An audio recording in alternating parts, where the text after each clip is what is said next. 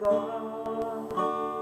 di ko igabaylo ang presensya mo. Labaw sa tanang buta, gihigugma ka, kay ikaw Ginoo ang kinabuhi ko. Magkumusta man ang mga kaligayunan, kung mawala ka sa akong giliran. Magkumusta man ang kaanyang kalibutan, kung ikaw Diyos di ko makaubah. Labaw sa kanang buta, kinahanglan ka, di ko igabaylo ang presensya mo. Labaw sa kanang buta, gihigugma ka, kay ikaw Ginoo ang kinabuhi ko. Ikaw lang ang kalipay ko, ikaw lang ang kalipon ko, O Diyos, O Diyos. Kalina mo sa kanunay, kadampan mo sa kanunay, O Diyos, O Diyos. Ikaw lang ang kalipay ko, ikaw lang ang kalipon ko, O Diyos, O Diyos. Kalina mo sa kanunay, kadampan ko sa kanunay, O Diyos, O Diyos. Labaw sa tanang buta, ginahanglan ka, di ko igabaylo ang presensya mo. Labaw sa tanang buta, gihigugma ka, kay ikaw Ginoo ang kinabuhi ko. Ang kinabuhi ko. Hari ka, pinsamangan ko, nagpasalamat sa iyong kaayo. Bayran mo ako, pinaagi sa imong hamiling dugo. Ikaw, Jesus, dalay kong ka. Karoon na ang adlaw, nakakatawhan na imong balikan. Doon pasayloan, o dangot ako sa presensya mo. Hari ka, pinsamangan ko, nagpasalamat sa iyong kaayo. Bayran mo ako, pinaagi sa imong hamiling dugo. Ikaw, Jesus, dalay kong ka. Karoon na ang adlaw, nakatawhan na imong balikan. Doon pasayloan,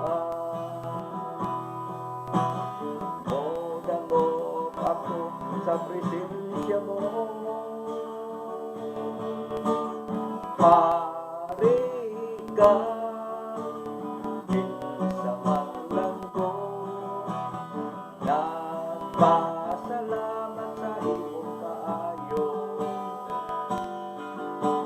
Ibayran mo ako, pinaagi sa imong habiling tugon ka. Jesus, dalay kong ka. Sige mo ang balano, daigong ka, o Jesus, kabuni ako sa habiling mong tugon. Walay lain pa, takot nga pagkayukuan ko, takot ka, balaan ka. Sige ko ang nalano, daigong ka, o Jesus, kabuni ako sa habiling mong tugon. Walay lain pa, takot na pagkayukuan ko, takot ka, balaan ka. Pare ka, sa maglanggo, nagpasalamat sa imong kaayo. Bayran mo ako, pinaagi sa imong habiling tugon ka. Jesus, dalay kong ka. Pare ka, sa maglanggo, nagpasalamat sa imong kaayo. Bayran mo ako, pinaagi sa imong habiling tugon ka. Jesus, dalay kong ka.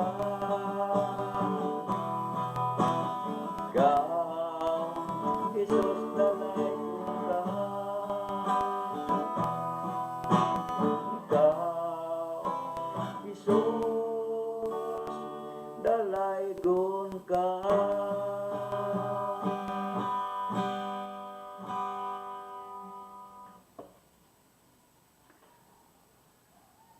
Thank you, maayong buntag natong tanan, sa tanan nga niya karon sa buntagon atong pagaisgutan kining maayong buntag Pilipinas sa atong programang Pagmatana Pilipinas. So nako nga napukaw na ang matag-usa nga karon nga labi na sa atong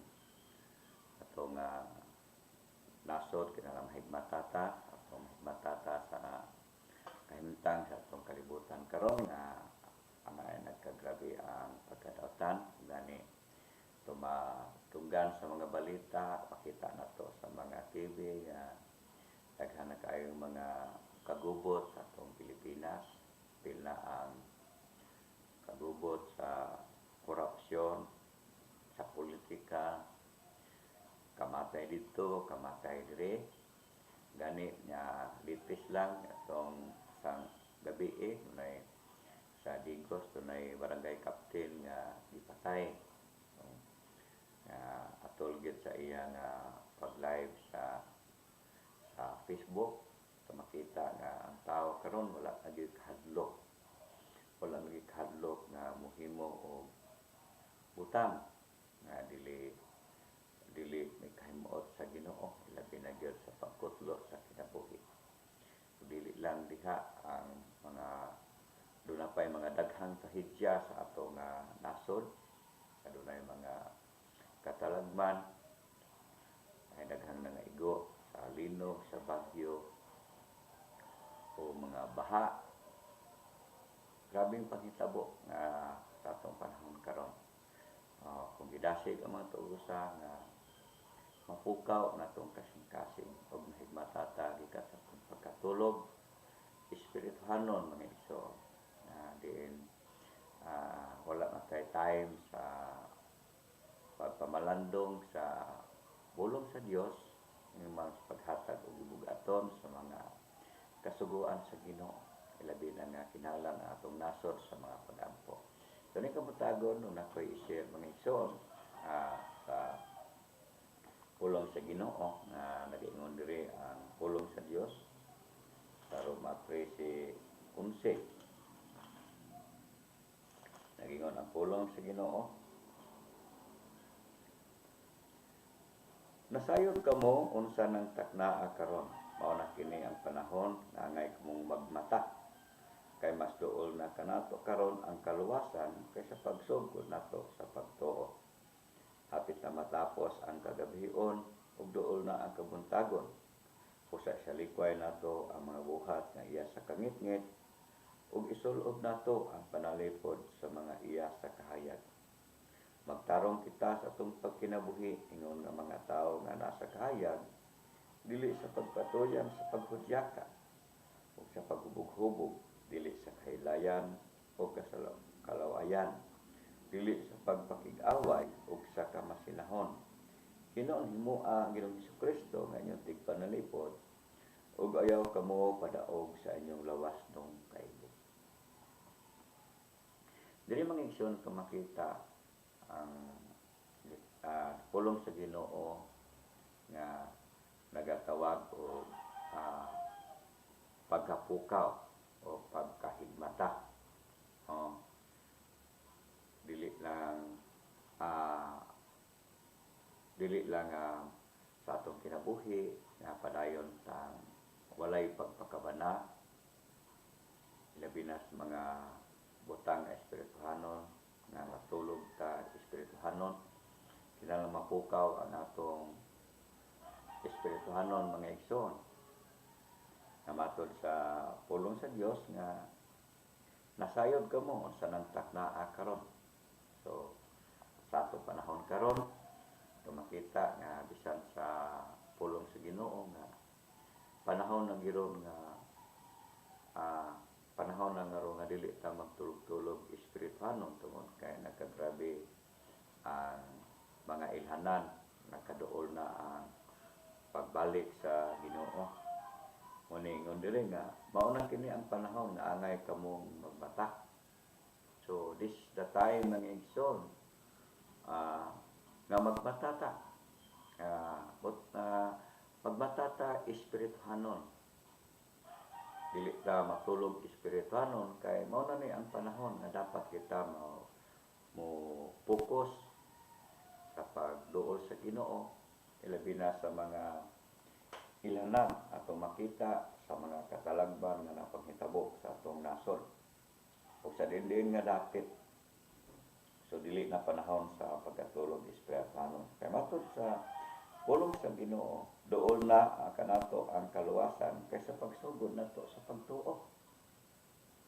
So natong ibase minso ikan sa panahon sa mga apostolis, duol na ang sa ato panahon, duol na gyud ang kaluwasan ng gisaad ni Kristo nga din si mubalik ug iyang haon ang mga katawhan nga nagtuo kaniya.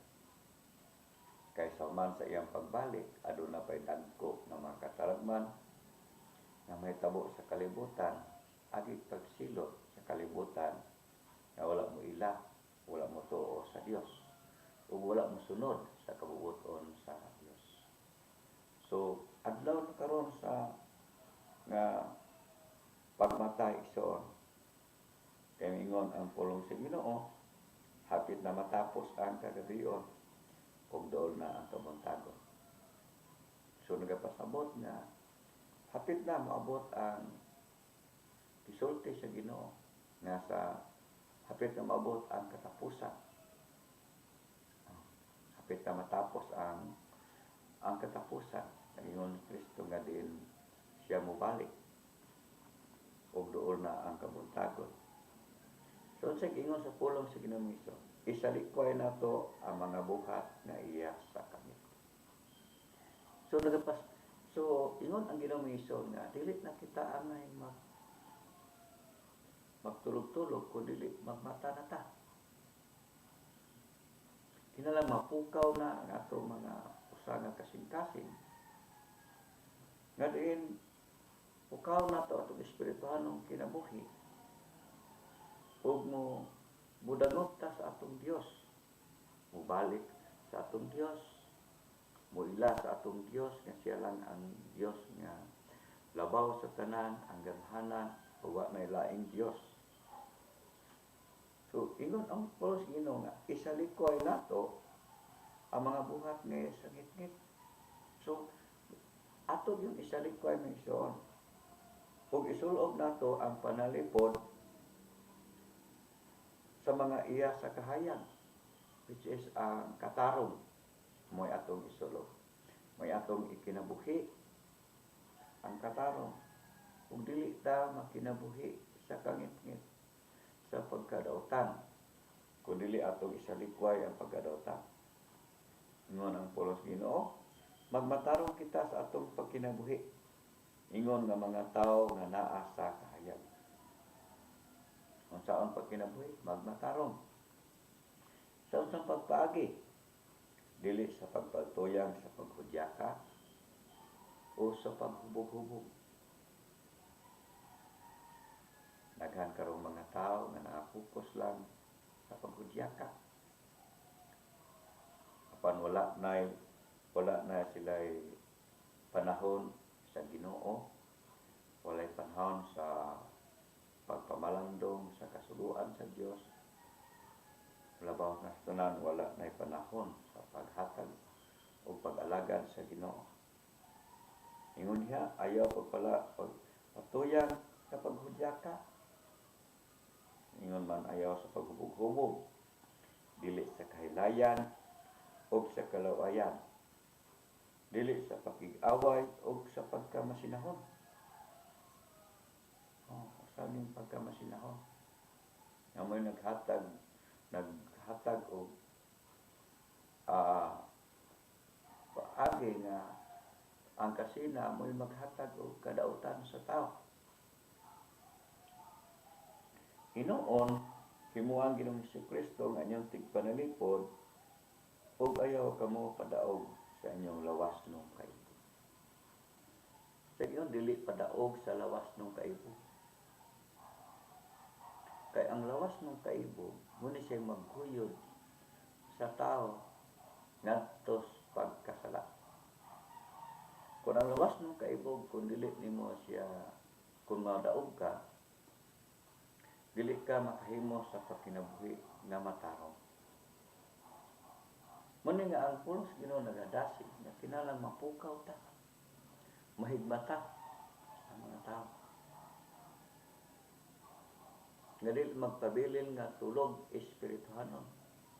Apan kinahanglan mapukaw ang atong espirituhanon sa pagkinabuhi nga matarong ug dili sa pagkinabuhi sa dautan. Apan unsaon man unsay mga pamaagi anak ng igsoon nga mahimo kitang matarong kung dili ta magkinabuhi sa pagdarutan. Adunay mga paagi mga igsoon. Una, muduol kas Ginoo, mga ipasaylo ug maghinulsol sa imong sala. Hinulsol, repentance. Unsa man yun ang repentance na iso? Ang meaning sa repentance is turning away from sin. Imong talikdan ang sala, imong biyaan. Mga ikagpasaylos Ginoo, managingon sa unang Juan 9. Isugid sa Dios ang mga sala. Siya nga matarong, andam nga mong pasaylo, ug maghinlo sa tanang mong kalapasan. Asa ka isugid mo ito? Dili sa tao. Ayaw sa tao isugid sa parehas nimo. Isugid gato sa Dios. Kaya ang Dios matarong, andam siya mong pasaylo. Ingon gani ang pulong sa Ginoo sa Isaias 1:18. Dali, ngari ka mo, maghusay kita.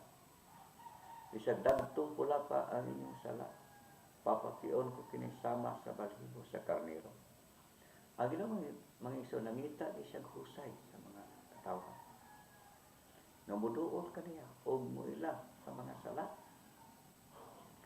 Ug dili lang kutob na kaila, mga pasaylo ug tiyaan. Daghang mga tao karon na nakaila nga sila sad-an. O ganit ingon magani nga makasa man kita. Kay tao ra man ta. Ang problema kay nakaila sa sala pero wala biyai. Ang repentance mga igsoon is turning away from sin. Naingon ang buhat 3:19. Pag hinulsol ka mo, ug balik sa Dios, ngano man? Kaysa diha di ay na naa ka sa sala. Buot pasabot, layo ka sa Dios. Nang ingon ang Ginoo, balik sa Dios. Kay gano man og naa ka sa napuyo sa sala, nibiya ka sa Dios. Walang pulos Ginoo nagdasig na balik sa Dios. Inusuli mo sala. Kay ingon ang Roma 3:23, nakasala ang tanan ug nalayo sa Dios. So unsa di makapalayo man igsoon sa Dios? Sala. Ang makapalayo sa tao sala. Yan ang kinahanglan man ning sala natong biyaan. Kay ingon ang Roma 6:23, ang bayad sa sala kamatayon. Kamatayon sa impyerno. Siguro kung mangutana ko ninyo, wala rin gustong madto sa impyerno. Right? Diba? Wala tayong gusto madto sa impyerno eh. Ang kanang tao puro gusto at langit. Ang pangutana, kung mibiya ka ba sa inyong sala. Nga naman, dili man ka makalusot igsoon. Kay sa langit, naamay naglista sa mga buhat. Niya ang paghukom sa Ginoo, sumala yun sa atong gibuhat. Matubang ta sa Dios. Ingon ang Hebreo 9:27, kinalang mamatay ang matag-usa, kinalang mamatay sa makausa. Ug tapos hukman siya sa Dios. So ang tao mamatay siya physically sa lawas. Pero kining espiritu ug kalag kay dili man ni mamatay. Watubang siya nato sa Dios, hukman siya sumala sa atong gibuhat. Unsa ingon sa gipadayag 20:12, ang hukom ingon diha. Ingon diri. Ug nakita ko ang mga patay inila ug dili inila nga nagbarog at tubangan sa trono. Gibukhad ang mga libro ug may lain pagayong libro gibukhad nga maong libro sa kinabuhi. Gihukman ang mga patay sumala sa ilang binuhatan nga nahisulat sa mga libro. Yun sa paghukom, sumala sa ilang binuhatan nga nahisulat sa mga libro. Ang hukom sa Ginoo mga igsoon dili sa imong relihiyon, dili sa imong pondok. Apan ang paghukom sa Dios base sa imong binuhatan. Ingon niya, mga nagbarog sa trono, gihukman ang mga patay, inila o dili inila, dato o kabos. Ang paghukom sa Dios mga igsoon, patas tanan. Milyonaryo ka man, o pobre ka man, apan matubang ka sa Dios, hukman ka sumala sa imong binuhat. Ang tanang nagbuhat nga supak sa kabubuton sa Dios, kitambog sa linaw nga kalayo nga maong ikaduhang kamatayon. Sa gingon des pinadayag 21. So, apan ang mga talawan, ang mga wala magtuo, ang mga malaway, ang mga mamumuno, ang mga makikilawason, ang mga salamangkero, ang mga nagsimbag mga Diyos ug ang tanang bakakon itambog gyud sa linaw nga kalayo ga sopre nga maong ikaduhang kamatayon. So, unsa man nag-ingon iso nga talawan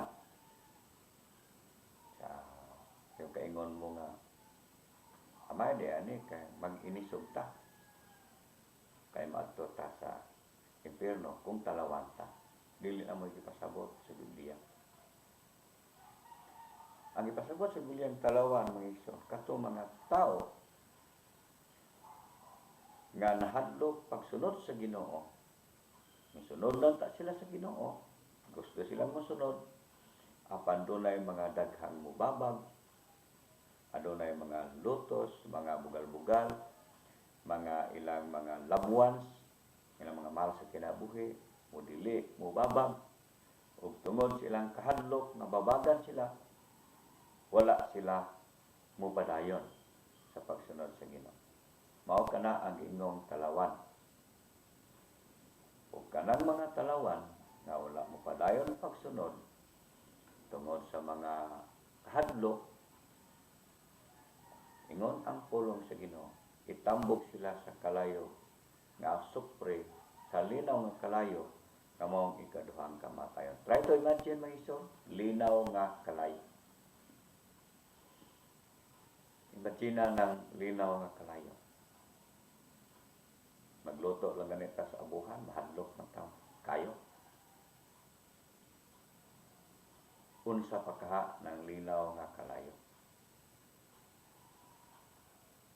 Kalayon ta. Ingon niya, ang mga talawan. Ang mga wala magtuo. Mga malaway. Mga mumuno. Kamakihilawason.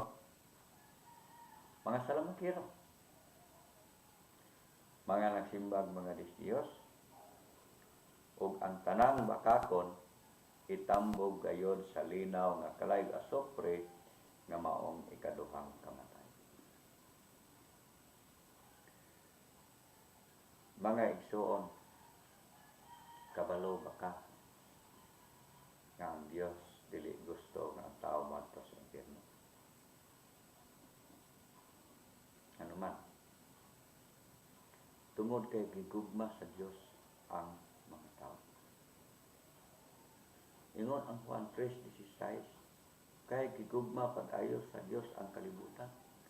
Ug tungod niini, yang gihatag yang bugtong anak aron ang tanan nga motuo kaniya dili malaglag kun dili makabaton hinon sa kinabuhing dayon. Bugtong anak tungod sa iyang paghigugma sa mga tao, iyang gihatag ang iyang bugtong anak nga mao si Jesucristo nga magpakamatay sa cross, magsakripisyo sa cross aron lang makabatok kapasayloan ang imong sala. Sa dihang mutuo kaniya pasaylohon ka ug makabaton ka kaluwasan. Nga bisan sa atong pagkamakasala nagpakamatay sa Kristo, gipakita niya ang iyang gugma nga res kanato. Muna nga unsa may buhaton? Sinusuli ang masala. Biyae. Ug tuhoe si Kristo.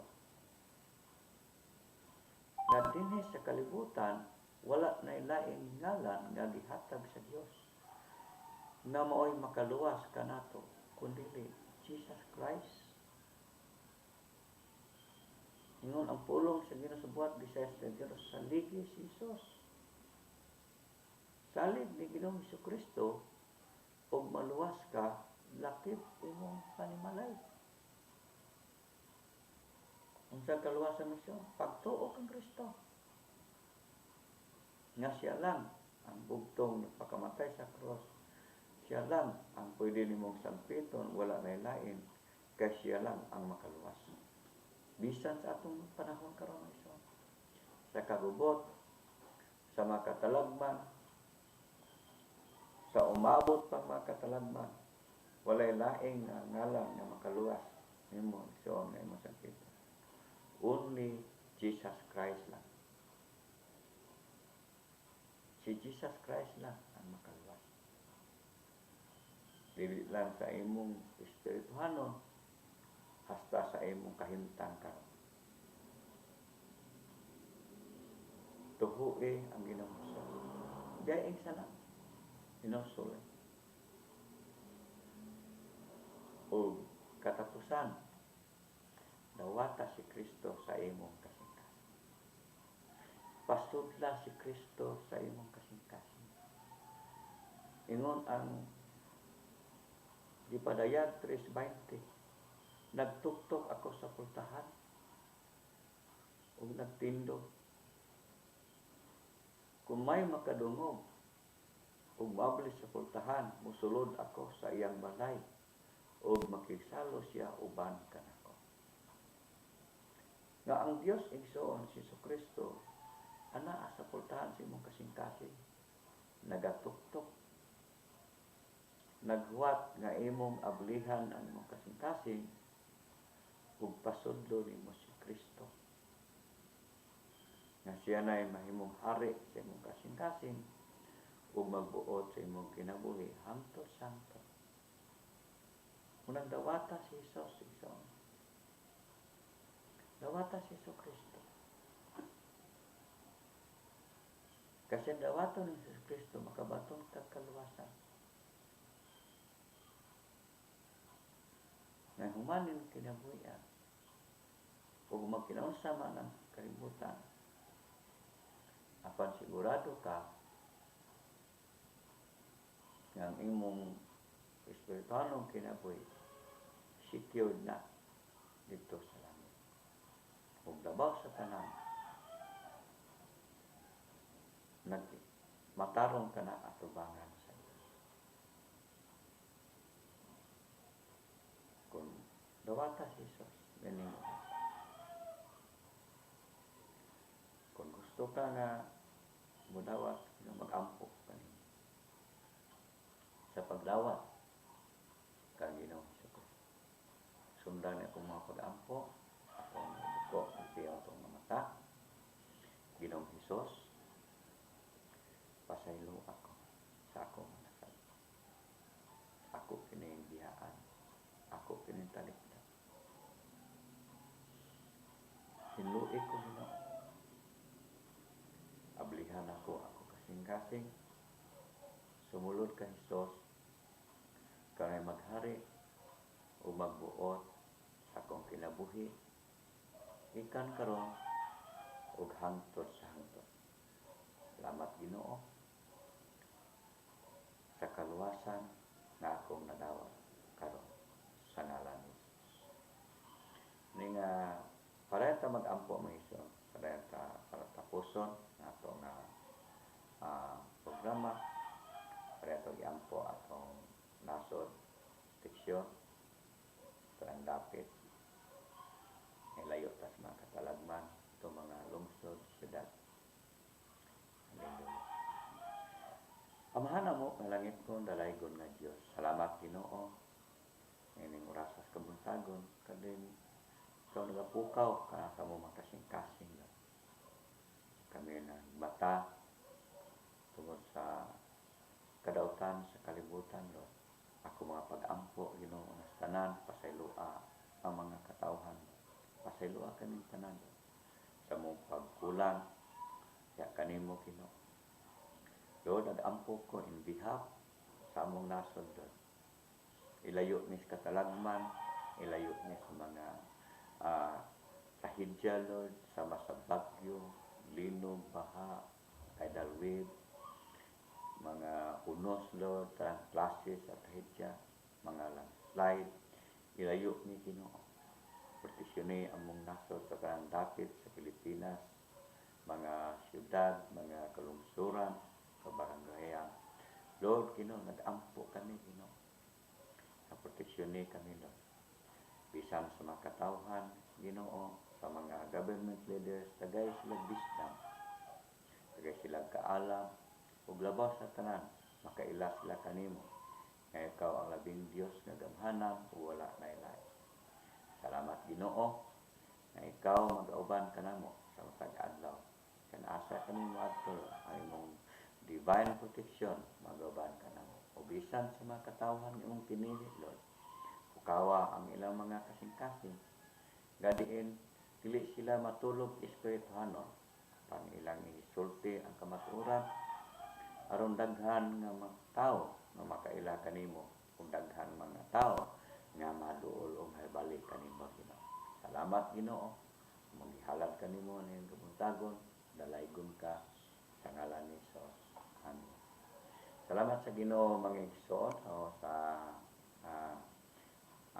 padayon ta. So kita-kita tag usab mga igsoon sa Lunes sa atong programa nga Pagmata Pilipinas. God bless niyo tanan. Mayong buntag.